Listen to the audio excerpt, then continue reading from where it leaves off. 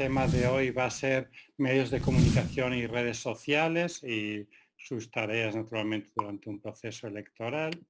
¿Si funciona esto? Sí. Primero quisiera explicar brevemente, ¿no?, los diferentes tipos de medios sociales, de medios de comunicación que estamos hablando. La primera diferenciación tiene que ser naturalmente entre los públicos y los privados, ¿no? ¿Y cuáles son sus tareas? O sea, las tareas de los públicos es de informar de una manera balanceada sobre el proceso. Eso es lo que se espera, que estos medios pues informen ahí de todo lo que está ocurriendo durante el proceso electoral de una forma balanceada, sin dar preferencia a ningún candidato ni a ningún partido político.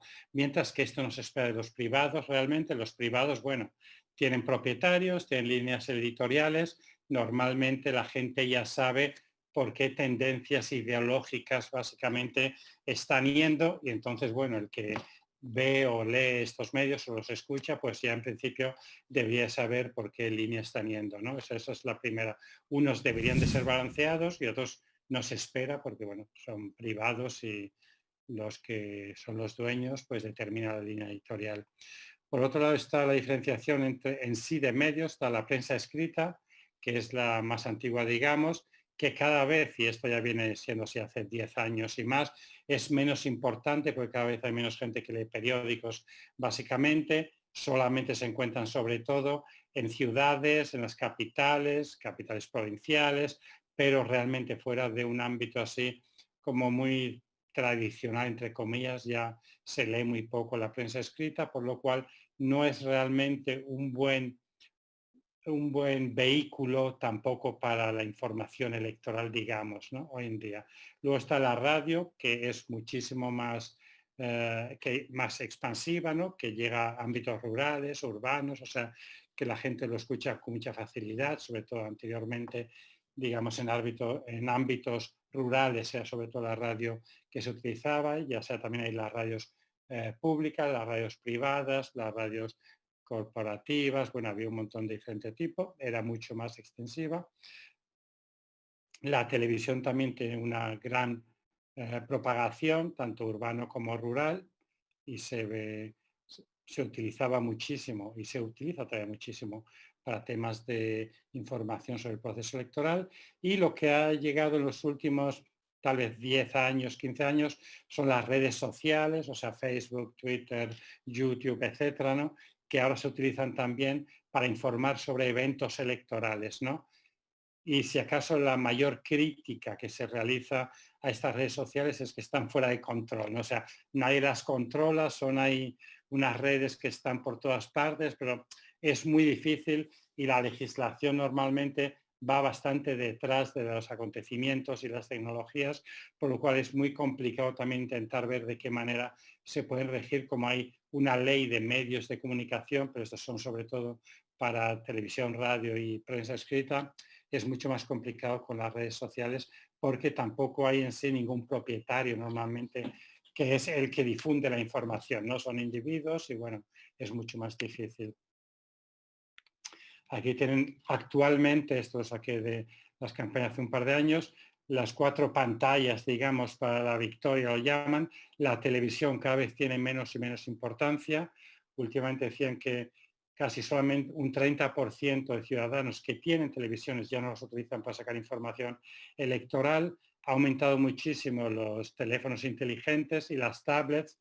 Las tablets casi un 90% de la gente que tienen tablets las utilizan para recabar información electoral. Los ordenadores portátiles también cada vez tienen menos importancia en todo esto, ¿no? Porque es algo menos movible, básicamente. ¿No? O sea, que hoy en día realmente estaríamos hablando, si quiere informar a la población sobre temas electorales a través de medios, serían a través de teléfonos inteligentes y tablets sobre todo, ¿no? Son los dos elementos más usuales. ¿Cuál es el rol de los medios de comunicación? Hay básicamente un mínimo 3. Uno es informar a la población del proceso electoral, ya sea a través de mensajes o información de la autoridad electoral, de los partidos y candidatos, pero también, por ejemplo, de observadores, ya sean nacionales o internacionales, cuando dan sus informes, sus conferencias de prensa y explican un poco cómo ven ellos el proceso electoral. Los partidos y candidatos claramente cuando explican lo que ellos quieren hacer, su programa, etcétera, y la autoridad electoral explica, como decíamos antes, el tema de la educación electoral y la información electoral, ¿no? Son estas dos partes. La educación cívica ya quedó atrás porque es algo mucho más a largo plazo, ¿no? También tiene una función controladora, ¿no? Controlan un poco lo que está ocurriendo durante el proceso electoral y si ven o si son informados de irregularidades, las investigan y en esta investigación la comparten con la autoridad electoral, con otros actores para ver qué es lo que está pasando, ¿no? La función controladora.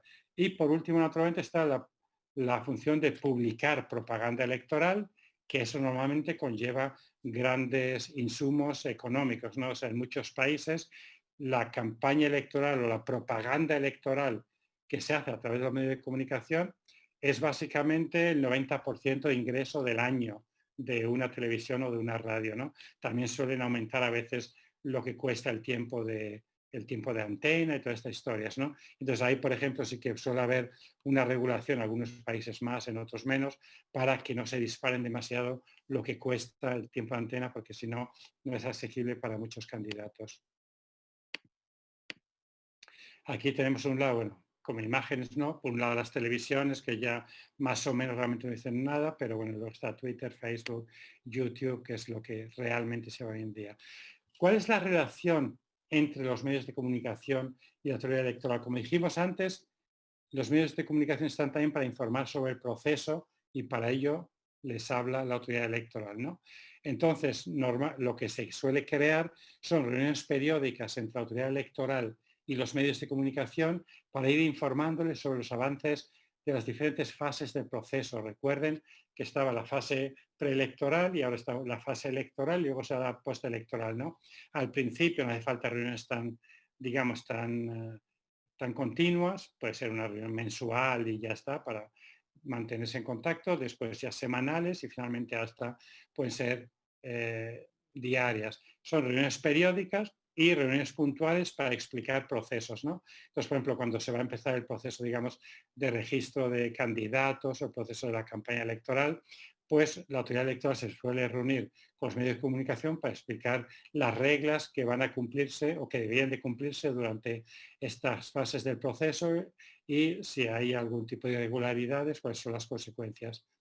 O también hacer reuniones puntuales para hacer hincapié en algún aspecto específico que esté siendo discutido, ¿no?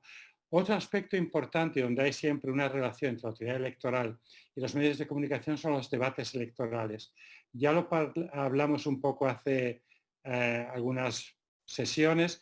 El tema de los debates electorales en algunos países es obligatorio, en otros voluntario. Siempre suele ser la autoridad electoral las que los modera de alguna manera, ¿no? Para tenerlo esto también de alguna manera controlado y quien invita a los candidatos, ya sean a nivel nacional normalmente, pero también se hace a nivel regional, provincial, pocas veces a nivel municipal, porque sea muchísimo, pero también están los debates electorales que son muy interesantes para que la población se pueda hacer su opinión sobre los diferentes candidatos. Luego está el tema de las encuestas electorales, que también suelen estar reguladas de alguna manera cuándo se pueden hacer y cuándo se pueden publicar, etcétera. Se suelen realizar durante el proceso electoral para recabar las preferencias, ¿no? Siempre es necesario, como decíamos otro día, explicar un poco el origen y la metodología utilizada para que la población sepa, bueno, esta encuesta que me viene, que me dice tanto porcentaje para tal partido, tal, bueno, ¿en base a qué la han realizado? O sea, ¿cuántas personas han entrevistado? ¿Ha sido a nivel nacional o sobre todo en la capital? ¿Cuál es el margen de error para que la población que lo vea pues entienda un poco la validez de estas encuestas, ¿no? También se utilizan esto ya por partidos políticos y candidatos, como habíamos dicho otro día, para recabar intereses, ¿no? O sea, por ejemplo, para ajustar un poco la campaña electoral de los candidatos y partidos, pues a veces lanzan encuestas, bueno, ¿cuáles son los temas que interesan ahora mismo a los ciudadanos? ¿No? Entonces, sobre estos, pues básicamente son sobre los que amañan un poco, o apañan, mejor dicho, eh, la campaña electoral o los temas de interés para estar en sintonía con lo que la gente quiere, ¿no? Está el tema de manipular preferencias y propietarios del medio, o sea, también hay una crítica muy severa a las encuestas diciendo que, bueno, que a veces se utilizan para equivocar un poco a la población o para dar una falsa impresión de que unos están ganando ya seguros y otros están perdiendo, para que a lo mejor los que están perdiendo supuestamente digan para qué vale la pena ir a votar si está claro que no vamos a ganar, ¿no? Entonces también es una estrategia más bien negativa, ¿no?, de parte de algunos partidos o candidatos para manipular preferencias, y tiene que ver un poco con los propietarios de los medios, ¿no?, que piden que se hagan estas encuestas, ¿no? Si tienen una línea ideológica muy clara, pues bueno, siempre intentarán, según cómo resulte, o se publica, no se publica. Hay algunas que nunca se publican, que son para uso interno, y otras que sí, y también está esto. Luego está el tema de las bocas de urna, que también suelen hacerlo muchos medios de comunicación, que es al final o durante la jornada electoral preguntar a los ciudadanos que están saliendo de haber votado cuál ha sido su preferencia. En base a eso toman sus notas para tener una idea de lo que le ha dicho el ciudadano posterior a depositar su voto. La cuestión es que, bueno, que no está naturalmente, de un punto de vista científico, no es comparable, claro, ni con un conteo rápido, ni un conteo paralelo, ni nada por el estilo, porque, bueno, es lo que te dice el ciudadano. A veces te dirá la verdad, a veces no te dirá la verdad por una u otra razón, a veces ayudan, otras confunden, y también depende un poco de la legislación. Hay algunas legislaciones que no permiten que haya ninguna publicación de resultados, incluidos bocas de urna o encuesta, antes de la primera declaración de la autoridad electoral, para no confundir a la gente. Hay otros que simplemente lo prohíben, hay otros que lo permiten. Bueno, esto es variado. Pero hay que tener mucho cuidado con el tema de bocas de urna, porque también si lo hacen durante la jornada electoral, también puede tener un impacto negativo sobre los votantes, ¿no? Como ya dije antes, si lo que dicen los medios de bocas de urna, que es que tal candidato va claramente adelante, los otros van perdiendo, pues puede influenciar a la gente, ¿no? Entonces, por eso que es importante tener algún tipo de regulación. Esto es, por ejemplo, aquí es de la BBC, sí, bueno, cómo van, por ejemplo, unas encuestas, diferentes partidos políticos en el Reino Unido, ¿no? Diferentes periodos electorales, cómo suben, cómo bajan, pero bueno, esto lo han tomado de 10 informes y de 10 compañías de encuestas, y han hecho ahí un equilibrio para más o menos intentar entender dónde se ubica la realidad, ¿no? Pero encuestas, otra vez, ¿no? Es algo de imaginarse una situación sin realmente saber cómo está, ¿no? Pero es para aproximar un poco. Nunca hay que tener mucha fiabilidad en las encuestas, porque hemos visto en varios países donde al final la realidad no tuvo nada que ver con las encuestas. O sea, siempre hay que tomarlas un poco con cuidado. Aquí también se hizo también un estudio sobre quiénes eran los adherentes de partidos y usuarios de Facebook, ¿no? Y aquí se ve diferentes partidos y cuántos usuarios utilizan Facebook o no, ¿no? Para tener una idea también de la repartición. Y todo esto se utiliza naturalmente estratégicamente por los partidos políticos durante sus campañas. Regulaciones y derechos. Este es un tema naturalmente importante. En muchos casos los tiempos y espacios, hay tiempos y espacios que están puestos a la disposición de la autoridad electoral sin ningún coste, o sea que por ley se dice, bueno, cualquier medio, ya sea público o privado, está obligado a otorgarle un cierto tiempo a la autoridad electoral para informar sobre el proceso electoral gratuitamente, y eso está realmente en la legislación. También hay tiempos y espacios para partidos y candidatos, que también se puede ser que sea o gratuito o que sea parte del presupuesto que tiene la autoridad electoral para comprar espacios en estos medios, ¿no? Dice, bueno, como queremos tener un mínimo de presencia de todos los partidos y candidatos nacionales normalmente en los medios, nosotros compramos tiempo de antena y ahí se lo distribuimos a los diferentes partidos, ¿no? Esto con el fin de que los electores hagan una elección plenamente informada, ¿no? El derecho que tienen a saber realmente qué se está jugando, cuáles son los programas de unos y otros y cómo va aquí la distribución de información de unos y otros. Por otro lado, hay el derecho de los candidatos de presentar sus políticas. Si un candidato no puede presentar su agenda, no puede presentar la política, pues en base a qué van a votar los ciudadanos. Por otro lado, está también el derecho de los medios de comunicación de informar y expresar su punto de vista sobre asuntos de interés público, ¿no? También hay un derecho de los medios propios que también tienen el derecho a expresarse, ¿no? Entonces, cuando se hace la regulación, se tiene que tener mucho cuidado en no recortar ningún derecho, pero regularlo para permitir que todos tengan lo que ya hablábamos también la otra vez, ¿no? Una base mínima para todos los actores políticos que puedan participar en las elecciones. monitoreo de medios de comunicación y redes sociales, ¿no? Existe por un lado en la prensa escrita, radio y televisión. Un monitoreo que se realiza naturalmente es para ver si cumplen con la ley de medios que suele existir, medios de comunicación, si cumplen con lo que está estipulado, qué pueden hacer y qué no pueden hacer.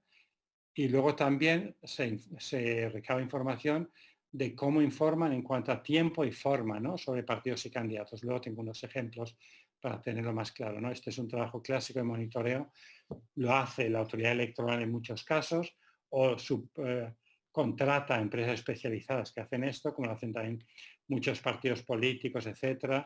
Hasta ha habido organismos de observación que yo he conocido que también han subcontratado a empresas especializadas en monitoreo de medios para diciéndole qué es lo que quieren sacar, que le hagan eso a diario, en vez de montar ellos mismos una oficina propia de monitoreo. Las redes sociales es más complicado, es más novedoso, hay mucha menos legislación, hay algunas que están asociadas con partidos o candidatos en las diferentes plataformas, hay otras que son independientes, se supone que son independientes, y luego está el tema de los fake news o las información falsa sobre realización de eventos o sobre el desarrollo, ¿no? A veces en países que he estado yo se ha visto que hay información en las redes sociales sobre que iba a llevarse a cabo una actividad de tal partido en tal lugar a tal hora, va la gente y era mentira, o sea, era una información falsa para marear un poco a los posibles simpatizantes, ¿no? O que dicen cómo ha sido el desarrollo de eventos sin ninguna veracidad de lo que pasó realmente, ¿no?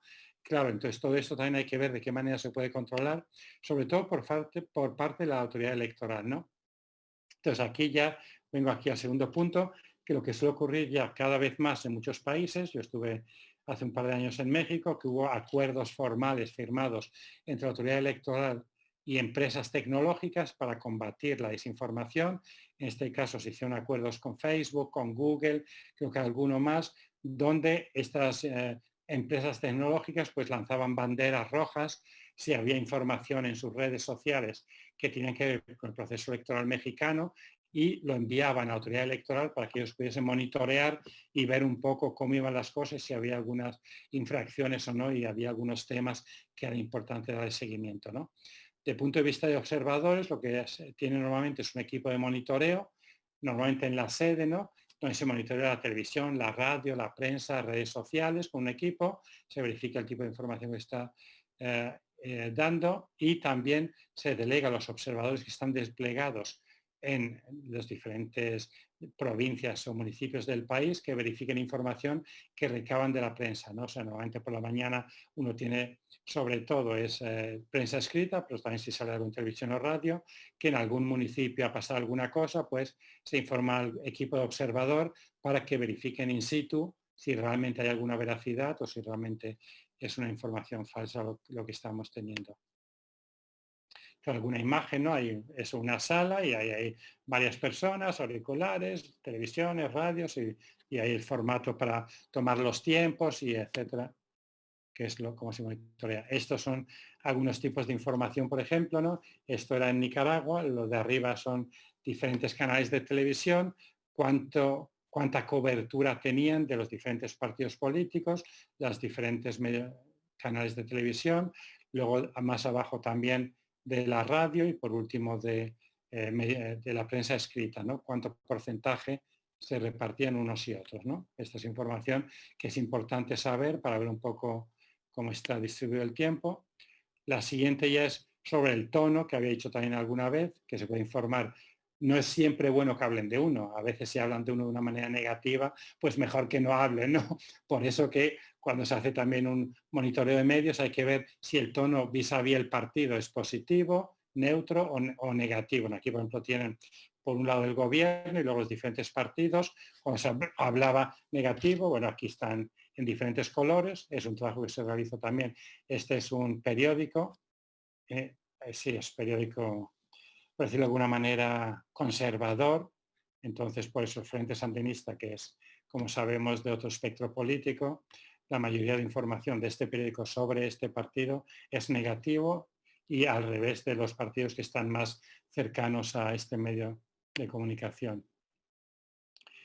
Esto, tiempo los actores políticos también otra vez, canal, televisiones otra vez. tiempos de actores, y ahí otra vez el tono, canal 2. Este ya es un canal privado, el canal 2, como hablaban positivo, negativo de unos y otros. Y esto es básicamente lo que quería hablarles por el día de hoy sobre medios de comunicación, redes sociales y monitoreo de los mismos, tanto de parte de las autoridades como de grupos de observadores. Ahora, como siempre, será un gusto responder a sus preguntas. Muchas gracias. Vamos a empezar con la ronda de preguntas. Oscar Gutiérrez, en los medios de comunicación se percibe siempre una alineación política, deberían ser neutrales, objetivos y veraces. ¿Cómo debería regular o es normal en el marco del modelo democrático? Sí, mi idea es que aunque deberían de ser neutrales, nunca lo son, pero como le dije antes, o sea, lo que se esperaría que fuese balanceado, por decirlo de alguna manera, son los medios públicos, los privados, pues cada cual depende del propietario y la alineación política que se tengan, ¿no? O sea, ahí sí que ya no se puede esperar. Lo que sí que se puede esperar y se debe esperar de todo medio de comunicación es que la información que esté entregando sea verídica, ¿no? O sea, que sea la verdad, ¿no? O sea, que no esté mintiendo, pero que informe sobre uno más que sobre otro, pues eso va consigo. Eso es normal, digamos, hoy en día. Lo que es mucho más complicado es que a veces los medios de comunicación públicos tampoco son balanceados y suelen muy a menudo tener una tendencia también vis a vis el partido que está en el poder, ¿no? Y entonces pierden también a veces un poco este equilibrio que deberían de tener, ¿no? Y para eso están los observadores, para recalcar esto y para informar y diciendo que esto no es la manera de manejar medios públicos, ¿no? Pero sí que es normal que estén cada cual un poco por lo suyo. No creo que esto realmente se pueda evitar. Gracias. ¿Qué medidas se puede tomar cuando existe silencio electoral?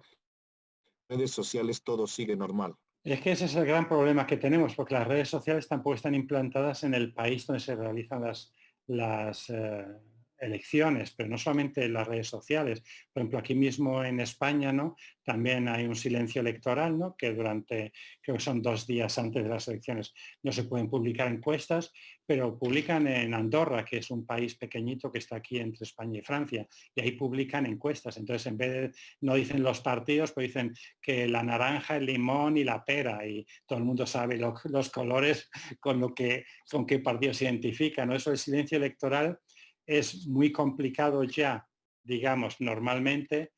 Si el medio está ubicado en el país donde se llevan a cabo las elecciones, se puede todavía naturalmente tener algún impacto, digamos, porque esto naturalmente es una infracción, pero si es como Facebook, Twitter y todo esto, que está realmente a nivel internacional, no existe una manera, digamos, legal de, de cerrar, por ejemplo, o de prohibir comunicaciones, ¿no? A no ser que se haga como en algunos países, que creo que lo han hecho, pero no sé hasta qué punto realmente eso es recomendable, de cerrar todos los medios sociales y esto y lo otro, ¿no? O sea, yo creo que eso ya es exagerar un poco, ¿no?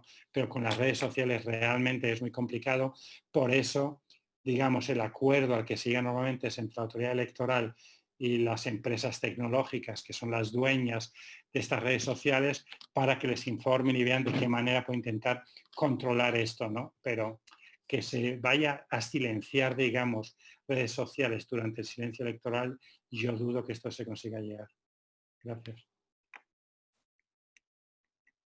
Buenas tardes. ¿Habrá o hay un mecanismo de control u observación de las falsas promesas en campaña electoral y legislación al respecto? Hombre, eso es lo que había comentado ya en alguna ocasión con ustedes. Lo que en algunos países se ha creado son estos observatorios parlamentarios, ¿no? O sea, eso es lo que se suele hacer por grupos de observadores, por ejemplo, es que durante la campaña electoral y durante el proceso en general sí que se tomen y se hace un listado de promesas electorales de diferentes candidatos y partidos. Si salen electos vamos a hacer tal cosa, tal. Y luego, una vez que ha pasado el proceso electoral y han salido electos los que son electos, pues sí que se da un seguimiento, si es que se tienen recursos, etcétera, etcétera, para darle seguimiento al Parlamento, a los electos, a ver si están cumpliendo con lo que habían prometido, ¿no?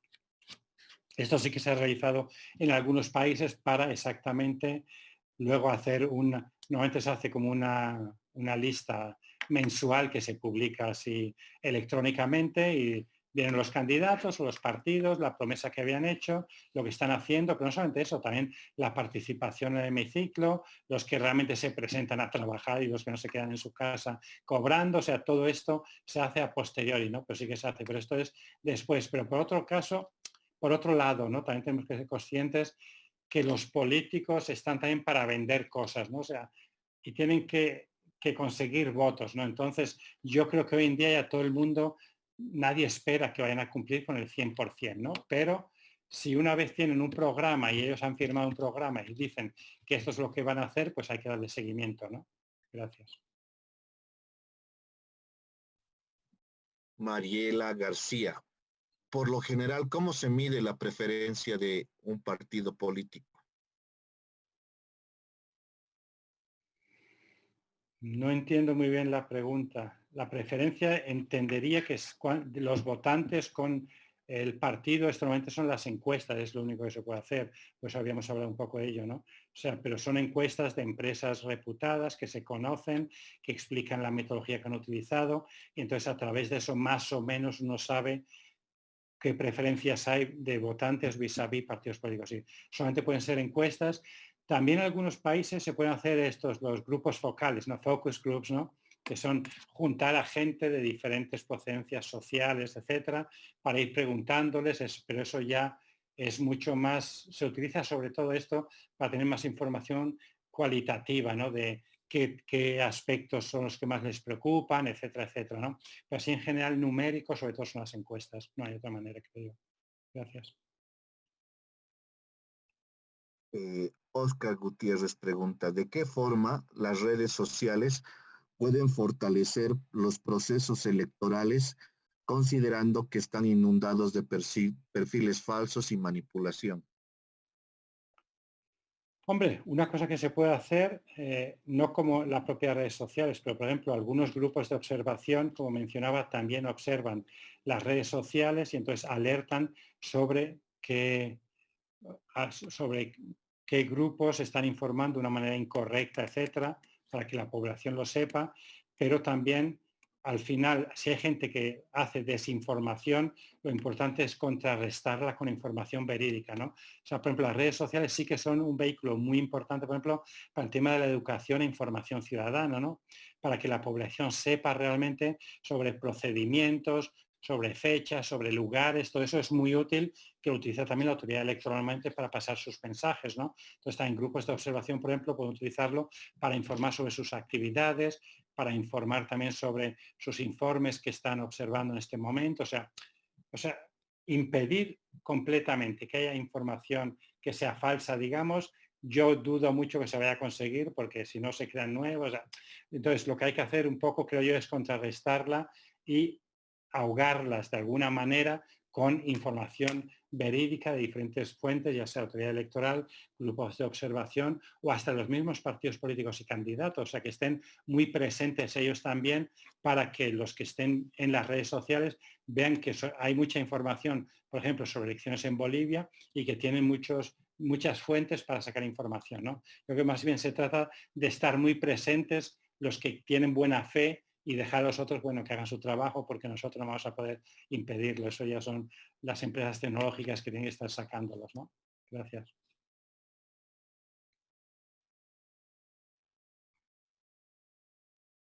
¿Qué tecnologías, Nelson Peredo pregunta, qué tecnologías se pueden utilizar para hacer observación electoral de las redes sociales?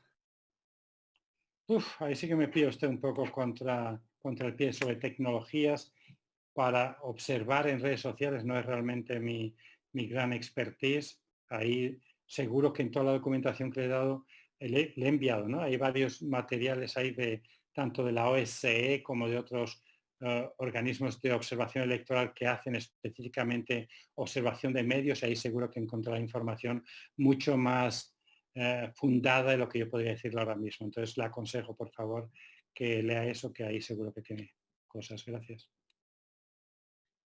Voy a contextualizar la pregunta de Silvana. Eh, según tu experiencia en otros países, ¿qué medidas se pueden ser asumidas en redes sociales con los perfiles y páginas falsas en difundir noticias falsas? Es que esto, les dije ya antes, es muy complicado porque lo único que se puede hacer es eso, ¿no? Es una vez que se han identificado que hay perfiles que son responsables de difundir noticias falsas, etcétera, o simplemente también agresivas, violentas, o sea, que incitan a la violencia, porque hay de todo, como ustedes saben. Pues una vez que se han identificado estos perfiles, lo que se suele hacer es ya hablar con la autoridad electoral y la autoridad electoral en sus contactos con las empresas tecnológicas que son las matrices de estas redes, alertarlos para ver que se bloqueen. Y eso sí que se ha hecho en algunos países, ¿no?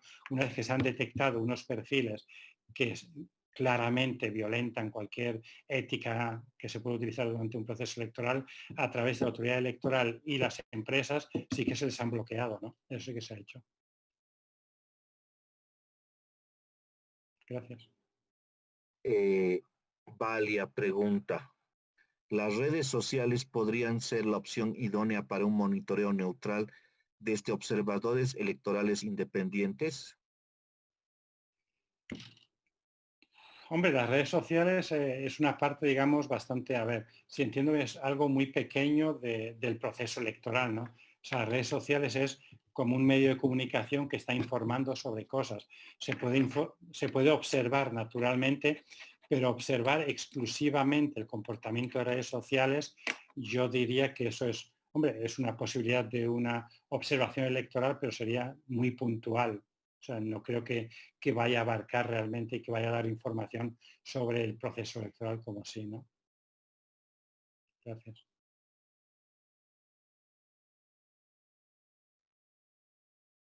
Pablo García pregunta, en su experiencia, ¿cuál es la influencia de las redes sociales en el comportamiento del voto? Pues no solamente mi experiencia, sino que ha habido hasta estudios sobre esto. Sobre todo, recuerdo uno bastante bueno que hubo después de las elecciones 2016, fue en Estados Unidos y posteriores, y no ha sido tanto lo que estuvieron analizando, o sea, científicamente, no es seguro que hay online, hoy en día se encuentra todo, ¿no? Y ahí se puede poner, si pone ahí en Google usted ahí redes sociales, impacto, proceso electoral 2016 Estados Unidos, seguro que le sale el documento, ¿no? Y el impacto, según ellos, era bastante poco. Yo me atrevería a decir, como mucho, no creo que fuese más de un 5%, de un 5 a 10, como mucho, mucho, mucho. O sea, y se preguntó a la gente, sobre todo, se hicieron entrevistas, encuestas, o sea, cosa fundada y con mucha gente, y de, bueno, ¿en cuánto ha cambiado su intención de voto que usted tenía, digamos, semanas antes de las elecciones, a través de haber visto redes sociales, hablar con sus amigos, y las redes sociales eran muy bajito, o sea, lo que yo he visto, cambio de intención de voto, creo que era eso, 5 o 7%, no, no era mucho. Gracias.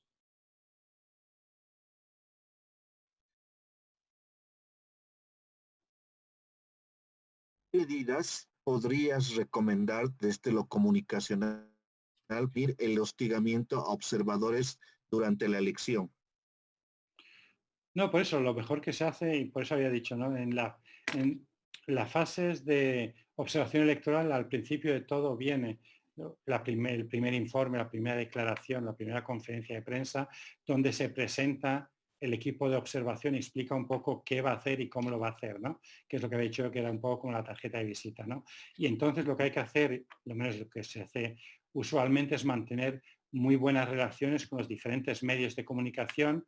Para eso normalmente suele haber un experto de medios dentro del equipo de coordinación de la observación, que se encarga, por un lado, este experto, por un lado, de coordinar el trabajo de monitoreo de medios, pero también de mantener todo el contacto con los diferentes medios de comunicación para que las informaciones fluyan bien, no haya malentendidos, etcétera, etcétera, y que presente, digamos, una imagen positiva del grupo de observación, ¿no?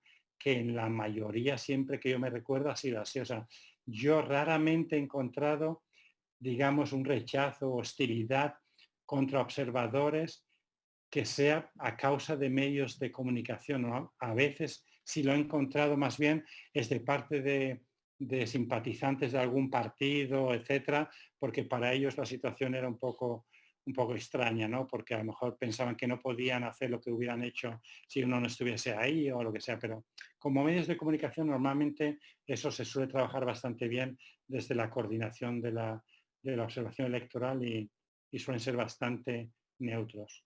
Gracias.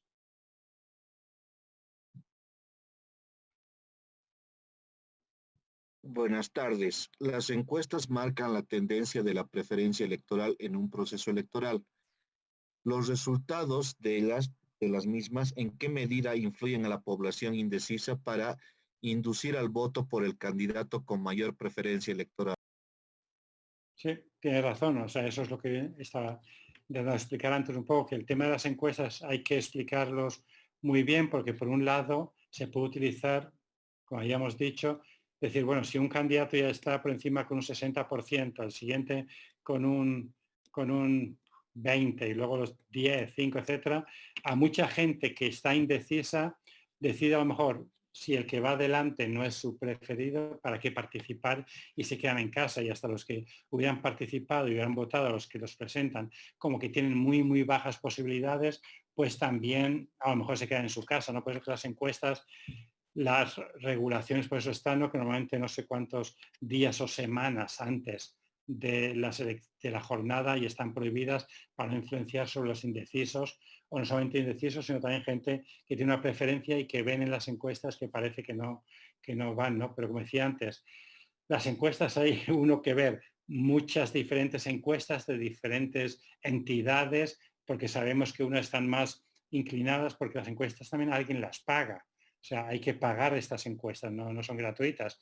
Entonces, el que pone el dinero para hacer una encuesta también tiene un interés detrás de ello, ¿no? O sea que por eso que lo mejor siempre es lo que hacía en este ejemplo, por ejemplo, la BBC, es tomar de 10 diferentes fuentes encuestas, hacer la media y más o menos a lo mejor por ahí va la realidad, ¿no? O sea que hay que tener mucho cuidado con encuestas y si se habla muchas encuestas de diferentes fuentes y no solamente de una. Gracias.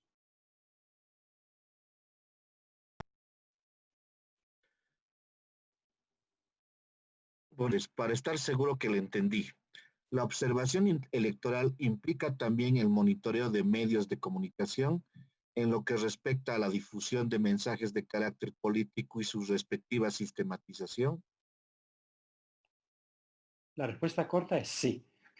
Normalmente esto es una parte de la observación electoral, pero como ya le dije antes, ¿no? Cuando hablamos sobre la observación electoral durante estos 3 días que tuvimos, estas son diferentes fases del proceso electoral que algunas organizaciones pueden decidir no observar y no pasa nada, ¿no? Es importante, pero hay algunos, por ejemplo, que observan solamente el marco jurídico, otro, cómo se ha hecho los distritos electorales. O sea, hay muchas maneras y muchos temas que se observan.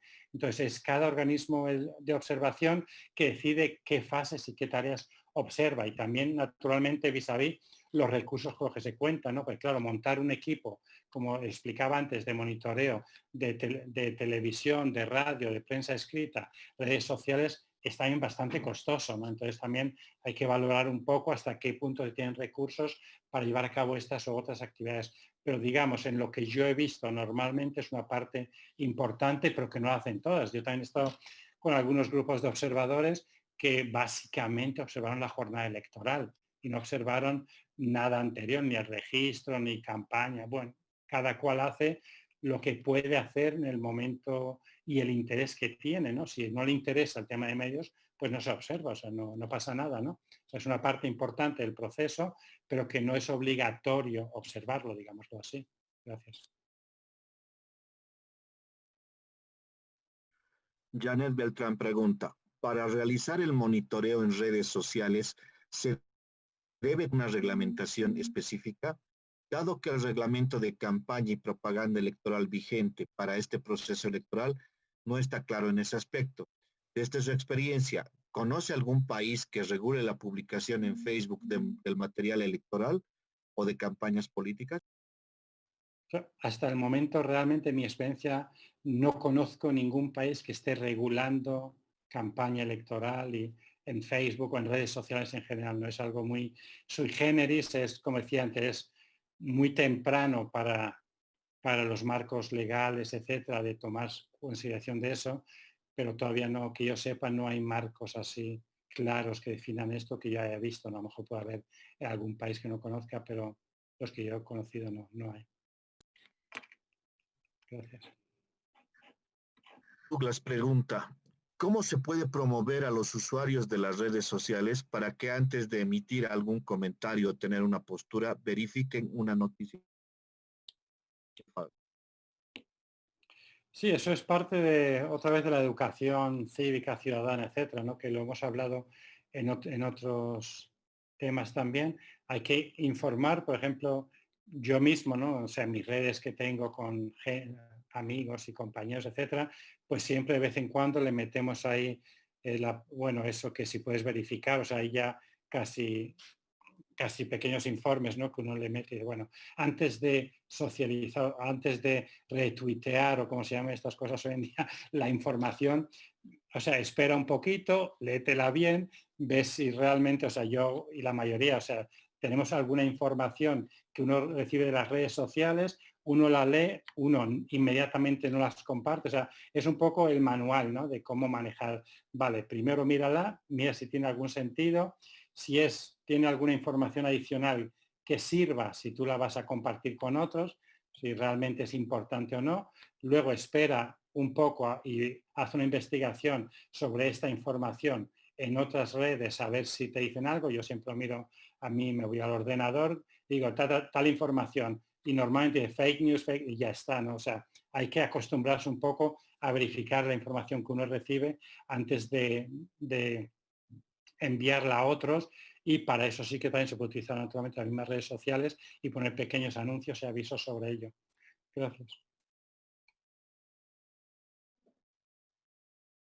Tayana Ríos pregunta, ¿algún país cuenta con disposiciones a evitar la guerra sucia en las campañas electorales? Hombre, la mayoría de países tienen legislación, o sea, la legislación, por ejemplo, de campaña electoral, una de ellas es evitar guerra sucia, o sea, o guerra sucia, digamos, o que se hable mal del otro, eso ya es violencia política, aunque sea de palabras y no de hechos a veces, pero sí, en la mayoría de las legislaciones existen ahí como infracciones claras cuando se emiten informaciones falsas sobre otros candidatos, etcétera. O sea, eso está en muchas legislaciones, ya está estipulado. En otras lo que se hace es que antes de la campaña electoral hay una reunión entre los diferentes líderes de los partidos políticos, organizaciones políticas, suele ser con la autoridad electoral, donde se firma un código de conducta, y hay un código de conducta que se firma entre los diferentes actores políticos, y ahí se dice que nos comprometemos a hacer esto y no hacer lo siguiente. Y en lo de no hacer está naturalmente es hacer cosas, divulgar información falsa o a temas de ética, hay un montón de cosas que se comprometen. Y este es un código de conducta que firman los diferentes líderes de partidos políticos, y como testigo puede estar la autoridad electoral. Hay un secretariado que se forma para darle seguimiento a esto. Entonces, cada vez que ocurre algún caso así, por ejemplo, que hablen mal de un candidato, que digan alguna mentira sobre otro, etcétera, pues entonces se les convoca dentro de este grupo para ver si a las buenas se pueden arreglar. Y si no, pues entonces ya se va a lo penal, porque esto suele estar normalmente, como había dicho antes, en la legislación, que está prohibido hacer estas cosas. Y entonces ya se va a justicia. Pero sí, esto suele estar bastante regulado. Gracias. Daniela Quispe pregunta, ¿existe un reglamento o legislación a nivel internacional que regule el monitoreo de medios de comunicación? A nivel internacional lo dudo. Lo único que existe son buenas prácticas de diferentes organismos, como les dije yo en esos manuales que he dado de la OSCE, etcétera, etcétera, cómo lo hacen ellos. Esas son buenas prácticas, pero que haya una regulación por la cual se tenga que hacer de tal manera no existe, porque a nivel internacional todo esto es sumamente complicado ponerse de acuerdo. Entonces hay buenas prácticas, pero no hay reglamentos. ¿No? Gracias.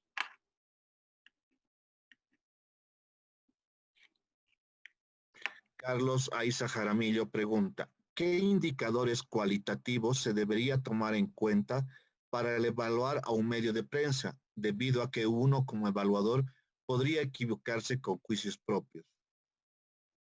No, pues eso es un poco lo que había presentado antes alguna slide, que es aparte del tiempo que le están dando, el tiempo que se le da, por ejemplo, si es un medio público, ya habíamos dado que se tenía que ser parejo para todos. Entonces, si vemos medios públicos que están dando un tiempo desorbitante para algún partido en campaña, pues ya sabemos que eso no es normal. O sea, eso debería de haberse evitado, por ejemplo. O sea, son tiempos en los medios públicos. En los medios privados, como ya sabemos que tienen propietarios, tienen tendencias, pues bueno, lo único que podemos hacer es ver un poco el tono que dan, si es el tono es positivo, negativo o neutro, ¿no? Pero eso es todo lo que podemos hacer nosotros como observadores, o sea, mucho más tampoco se puede hacer. Digo otra vez, tiempos y tonos con los que hablan sobre candidatos o sobre partidos políticos. Gracias. Buenas tardes. Marisol Canavire pregunta. En Bolivia existe la página Bolivia Verifica que contrarresta algunas de las noticias falsas a nivel nacional. ¿Existe algún mecanismo parecido a nivel internacional?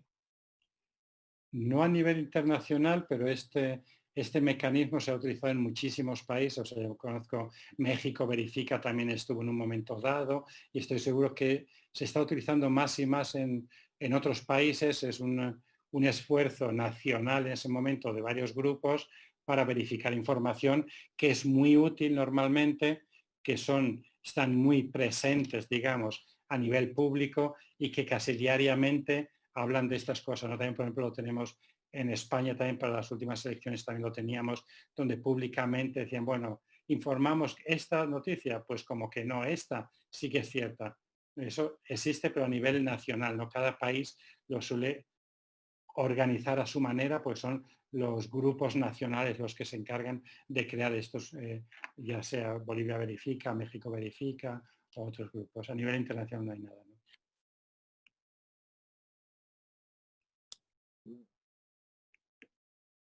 Gary Marañón, ¿qué equipo humano se necesita para realizar un monitoreo eficaz en redes sociales? ¿Es necesario formar grupos grandes como para vigilar a los medios de comunicación? Hombre, ahora me lo imagino un poco, pero lo que yo veo, por ejemplo, como monitoreo de medios de comunicación y redes sociales, le he dicho antes, una sala que tienen televisiones o monitores ya para ver lo que se dice en televisión, radios, prensa escrita que ya es poquito, y luego habría algunos que estén encargados de darle seguimiento a las redes sociales. Básicamente son 3, 4 plataformas, o sea, tampoco hay otras, pero las más, digamos, presentes son, yo diría, con mucho 4. Si me arriesgan, diría 5, pero son 4. Entonces, lo que yo tendría sería una persona por plataforma y que esté verificando diariamente qué se está diciendo sobre eso, ¿no? Pero sí que haría falta un equipo, o sea, una persona es imposible que lo haga, pero con un equipo yo creo que reducido. Si se hiciese con los demás se suman, pues ya está, ¿no? O sea, no creo que sea. Y es para verificar permanentemente lo que están pasando en cada plataforma sobre el proceso electoral. Gracias. Guara Micaela pregunta, buenas tardes, ¿cuál es su análisis respecto a que los candidatos usen a su favor sondeos o encuestas? La verificación de encuestas en redes sociales, aparte del órgano, ¿quiénes deberían controlar esas encuestas? Hombre, a ver, que los candidatos utilicen a su favor las encuestas es ley de vida, creo yo, si les va bien para ellos, pues dicen, mire, me han dicho que voy. Tanto los como otros que dicen, la encuesta me pone que voy perdedor, pero no se preocupen porque eso ha sido por tal. O sea, siempre hay excusas que se dan cuando no se sale muy bien en la encuesta.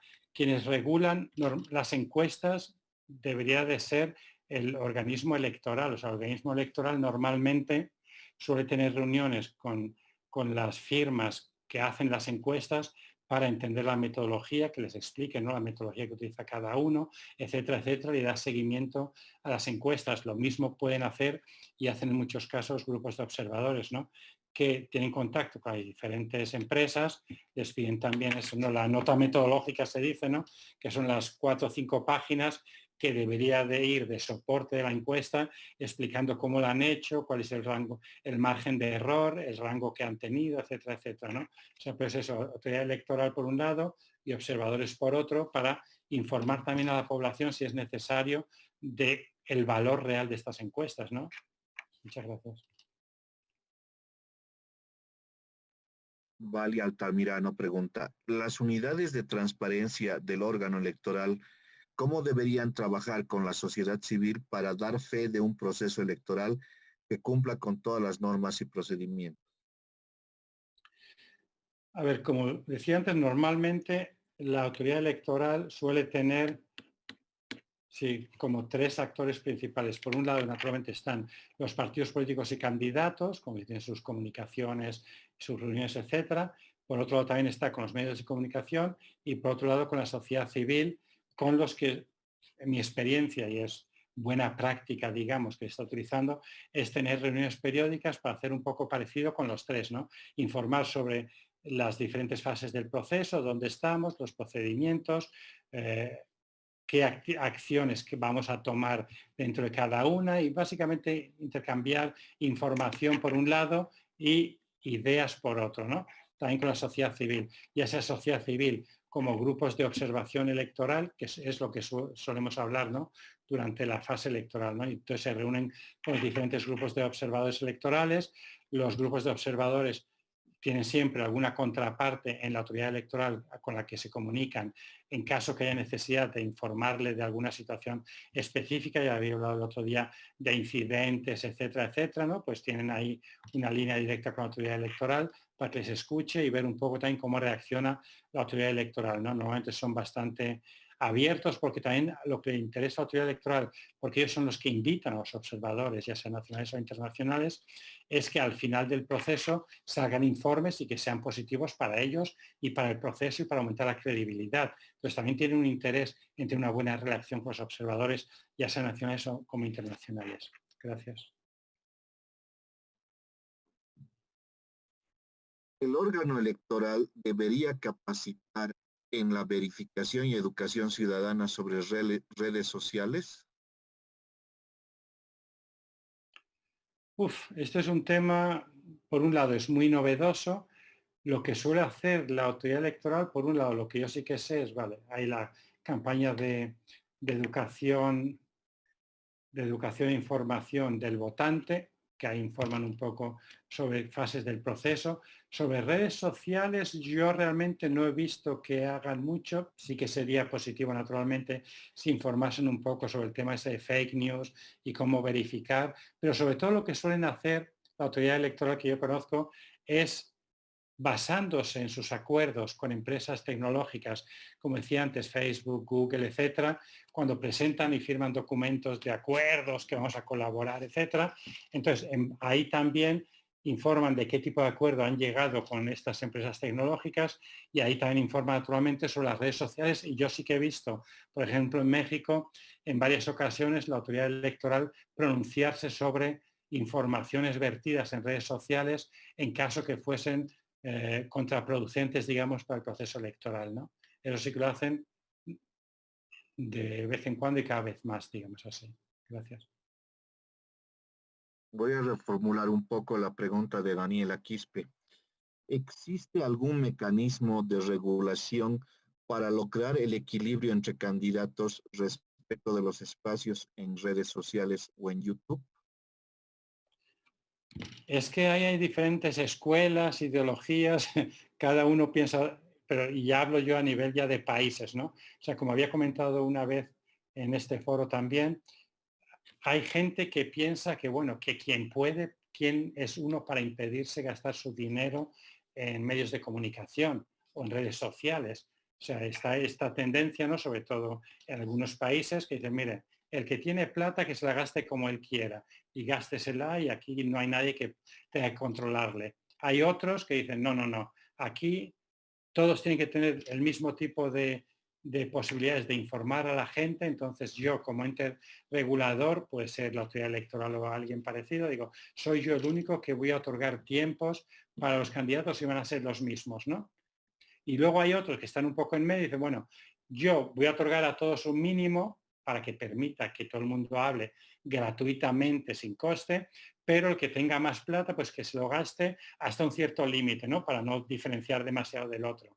Pero estos ya son casi filosofías de unos y otros, ¿no? O sea, ni una es mejor ni otra es peor, creo yo. Eso es cuestión de cada país y ver cada país dónde se encuentra, ¿no? O sea, pero yo no creo que sea ni positivo limitar completamente ni dejar vía libre a libre albedrío, ¿no? O sea, yo personalmente creo que hay que tener un poco de sentido común, permitir a todo el mundo, a todos los candidatos que se puedan presentar programas, etcétera, pero si hay gente que tiene más plata y quiere gastárselo, pues los medios de comunicación también quieren ganar dinero, pues bueno, también mientras la gente sepa que la información viene de un sitio o de otro, pues no creo que sea mayor problema, ¿no?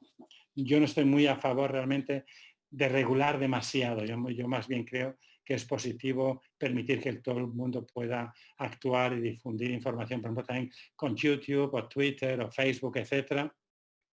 Pues si la gente quiere gastarse dinero en estas redes sociales, mientras haya un acuerdo previo, y eso recalco un poco entre la autoridad electoral y estas empresas tecnológicas, que hagan un seguimiento para qué se utiliza sus plataformas, ¿no?